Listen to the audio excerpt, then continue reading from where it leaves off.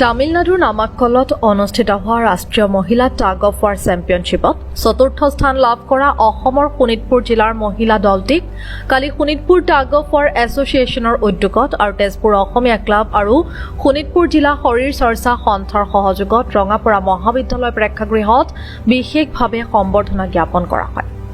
উল্লেখ্য যে যোৱা 20ৰ পৰা 23 জুলাইত তামিলনাডুৰ নামাক্কলত অনুষ্ঠিত হোৱা ৰাষ্ট্ৰীয় টাগ অফ ৱাৰ চেম্পিয়নশ্বিপত অসম মহিলা দলটিয়ে চতুৰ্থ স্থান লাভ কৰিবলৈ সক্ষম হৈছিল।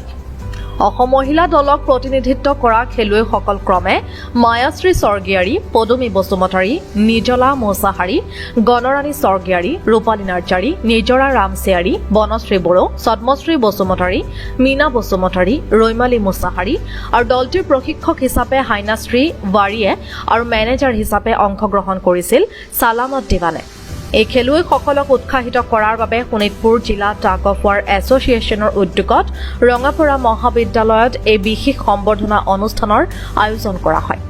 শোণিতপুৰ জিলা টাগ অফ ৱাৰ এছ'চিয়েশ্যনৰ সম্পাদক মুজাহিদ ৰজাই আধৰা এই বিশেষ সম্বৰ্ধনা অনুষ্ঠানটিত উপস্থিত থাকে tug of war association of আছামৰ সভাপতি জিতেন বৰঠাকুৰ, আন্তঃৰাষ্ট্ৰীয় পাঞ্জা বিচাৰক তথা Assam body builders and fitness এছ'চিয়েশ্যনৰ সভাপতি পংকজ কুমাৰ বৰা, শোণিতপুৰ জিলা শৰীৰ চৰ্চা সন্থাৰ সভাপতি বিবুধ ডেকা, ৰঙাপৰা মহাবিদ্যালয়ৰ অধ্যক্ষ ডক্টৰ ৰঞ্জন কলিতাৰ লগতে বিশিষ্ট ব্যক্তিসকল।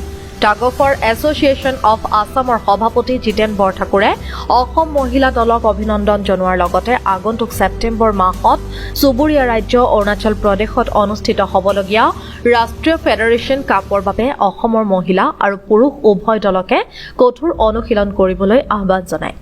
আন্তঃৰাষ্ট্ৰীয় বিচাৰক পংকজ কুমাৰ বৰাই খেলুৱৈসকলক শুভেচ্ছা জনোৱাৰ লগতে ৰঙাপৰা মহাবিদ্যালয়ৰ অধ্যক্ষ ডক্টৰ ৰঞ্জন কলিতাই ক্ৰীড়াৰ প্ৰচাৰ আৰু প্ৰসাৰৰ বাবে যি ত্যাগ স্বীকাৰ কৰি আহিছে তাৰ ভূয়সী প্ৰশংসা কৰে।